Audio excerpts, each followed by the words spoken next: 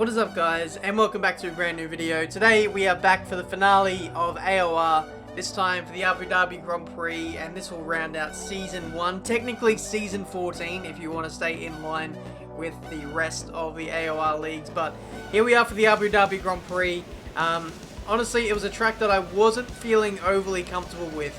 Ryan and Warden, especially Ryan, was really quick here in SRL last week, and my pace, I don't know, I felt like in the race we'd be alright, but in terms of qualifying pace, I wasn't quite sure. But as we come into this qualifying session, you'll see the pace was actually pretty good, so I was quite happy with the gains I kind of made in practice in the build up to this. So yeah, it was a really nice turnaround. But here we go for our qualifying laps. In terms of the setup, I think it's like 1.8 wings, 10 ballast.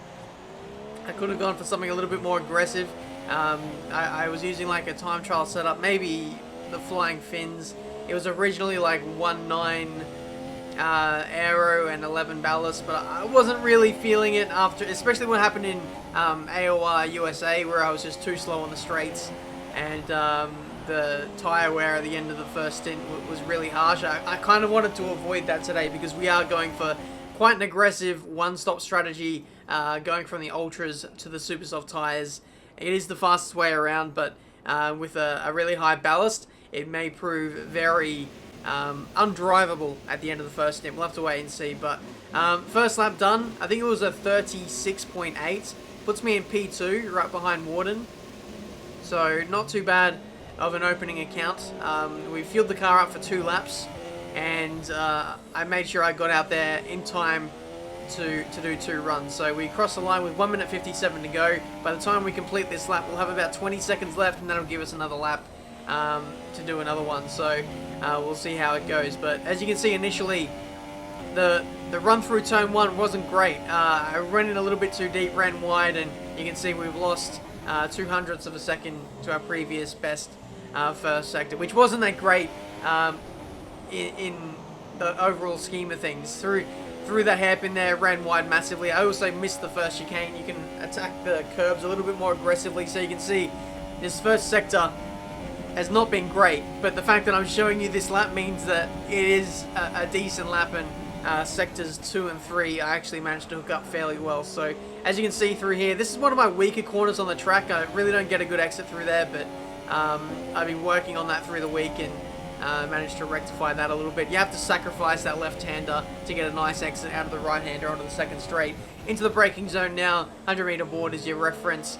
Through here to this chicane, really easy to cut the corners there and lose your lap, so watch out for that. 4th gear through the next left-hander, and we've got our teammates getting out of the way. Thank you very much, Death. Heading into the the hotel section now. Ignore I said that. 3rd gear, shift up to 4th gear early to minimize the wheel spin. Missed the apex a little bit there, but got a nice-ish exit onto the final run here. Ran really wide there, lost a little bit of time. 5th gear through this penultimate corner, braking down to 4th gear. Nice exit, straight approach to the line, and that is a 36.5. And like I said, we had time to go again, so that's what I'm going to do. We got a decent-ish run through the first sector, and you can see we actually gained 0.3 at the peak there of that lap. But unfortunately, I feel like the tyres went off a little bit on this second run, or second lap on the ultra soft tyres, and we weren't able to improve, just barely missing out there. So if we hook up the first sector like I did on that second lap, on the first lap, if that makes sense, if I hook all 3 sectors together like I should have, it would have been pole position, but it wasn't to be. Warden gets pole with a 136.3. DRC Jared, P2. Very nice effort from him. Us P3. Ryan in P4. A little bit disappointed for him, given that he was so quick in SRL. He did a 36.1 or 36.0 in SRL. Amazing pace. I don't know how he managed to pull that lap out, but he'll be pretty disappointed to start in P4 for this one. But here we are for the race. Like I said, we'll be doing the one-stop ultras to supers, stopping on lap 10. There is no danger of punctures. The tyre wear is much lower at Abu Dhabi, so we can get away with this kind of strategy. So we'll have to wait and see how we go. 3 laps of fuel as well, so we can push. And all that's left to do is get this race underway. dear. We'll talk about that in a second, but 5 red lights for the Abu Dhabi Grand Prix, and away we go. DRC Jared leading the way on this makeshift front row of the grid for this Abu Dhabi Grand Prix. We're going to settle into P2 with Ryan looking up our inside, heading into turn 1. Quite close between the two of us, but we managed to survive the first corner, which is always the goal in league racing. If you can survive the first corner, more often than not, you probably won't have another incident for the rest of the race. But what happened to Warden there was, he was on the grid there. I think he was trying to record his gameplay or something. He plugged in an external hard drive and he knocked out his Ethernet cable on the grid just seconds before the race starting. If he would have waited maybe 5 more seconds, I think he would have actually been able to rejoin in the race. It's simply because you don't make the start lights, you're not able to rejoin back in the race, which is a massive shame, because it would have been really nice to have Warden in this battle here with us for the lead of this Abu Dhabi Grand Prix. But you can see initially Jared has been eking out a little bit of a gap. He's been running quite an aggressive setup actually. He was running with 1.7 wings and 11 ballast, so yeah, 2 notches lower on the rear wing than what I was probably going to go for if I ran 11 ballast. And he's making it work initially, but when you run that kind of setup, especially on the softest compounder tyre, it really knocks around the rear tyres. So yeah, I didn't know this at the time, but yeah, he's going to struggle as these tyres start to wear on. But I was pretty confident in my race pace. I knew that I could run with Jared. Initially he was very quick, but I knew consistency wise I was doing quite well, and I didn't have any worries about getting too many penalties in this race. I knew if I just kept it clean, I'd be able to challenge for the race win. But Jared pulls into the pits at the end of lap 7. It looks like he initially I thought was going to be doing a 1-stop going onto the... Oh, that's a warning.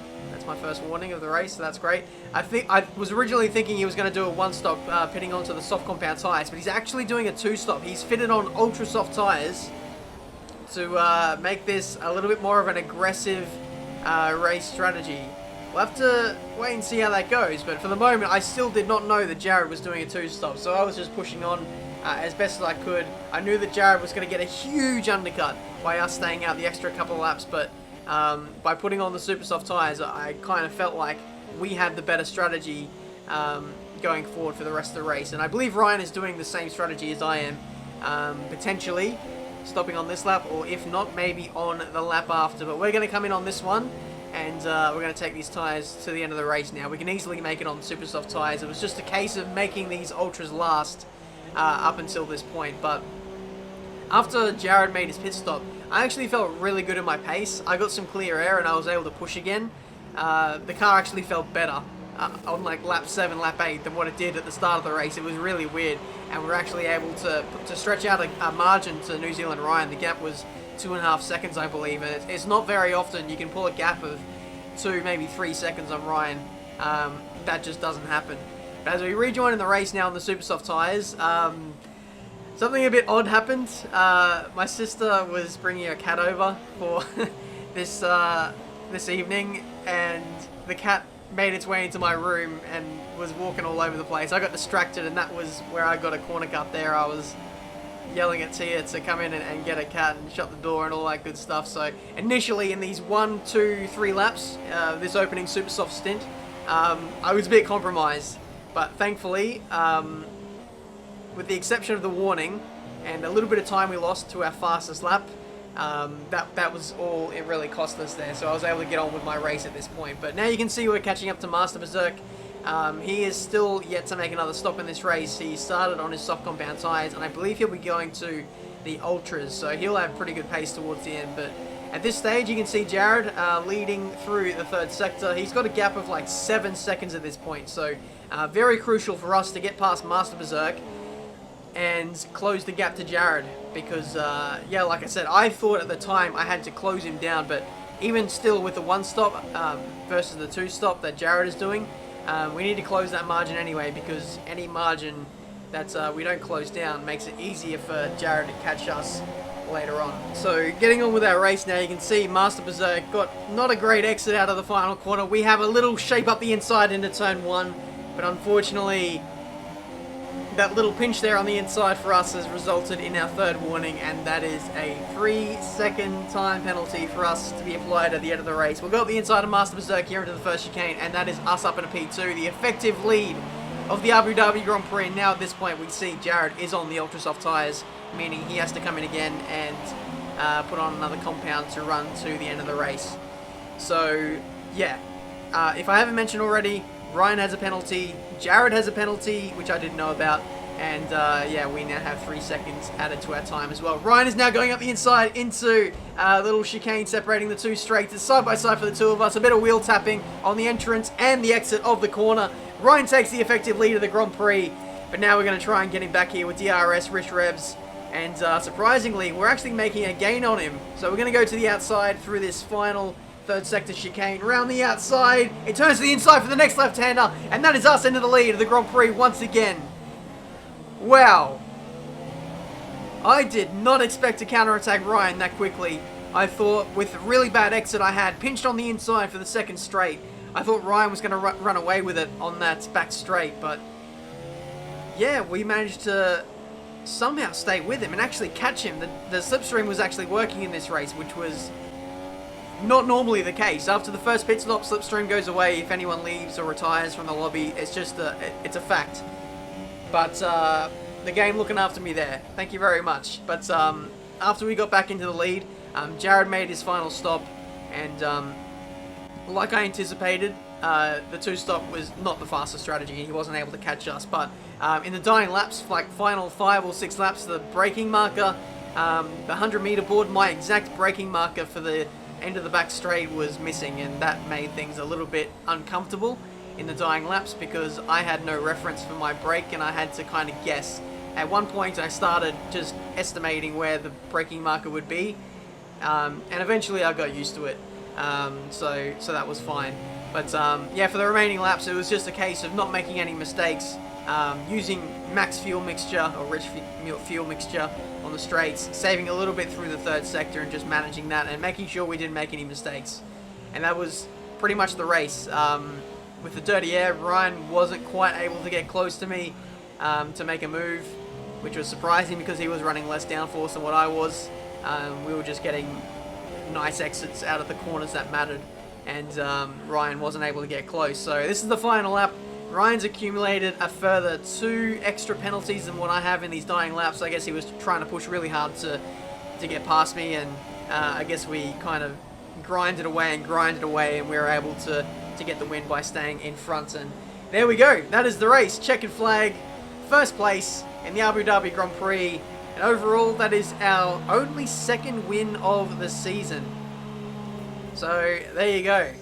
I actually thought I won more races than that in this AOR championship, but there were a few more races we won in SRL at different tracks, and I kind of thought I maybe won 1 or 2 of those in AOR as well, but that wasn't the case. So with Warden disconnecting in this race, it means we get P2 in the driver's standings once again. Warden was ahead of me by 20 points at one stage heading into this Abu Dhabi Grand Prix, but thanks to some favourable results from me, we get P2 back. But yeah, bit of a shame, but at the same time, you know, we've had a lot of bad luck.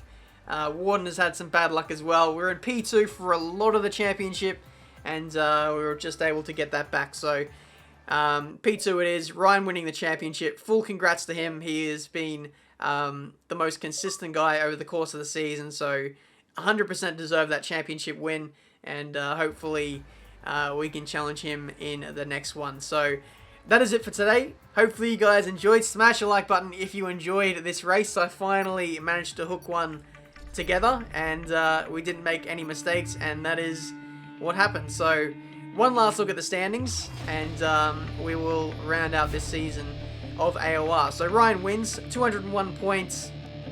The gap to second was a lot bigger than what it should have been. You guys saw what happened. You know, a lot of races where I didn't, you know, make the most of some races. Singapore, then we had some really unlucky races like USA, Japan, and just races where I didn't even show up, like Mexico, which was kind of out of my control. So It should have been a lot closer, but to Ryan's credit, he did everything he needed to do to win the championship, and that is fully deserved from him. So that is it for AOR Season 1 of Oceania, technically Season 14 if you want to keep in line with the rest of the championships. But if you want to get involved in these leagues, I'll leave a link down in the description to AOR. I'll also leave a link to SRL as well if you want to get involved in that. Both seasons I'll be competing in. Both championships I'll be competing in next season. So that'll all continue as normal, and hopefully we can have a good season. Thank you guys so much for watching. There will be a break of league racing stuff for a little while, a few weeks, but once that starts, I'll be sure to let you guys know. So thank you so much for watching. Until the next one, I'll see you next time.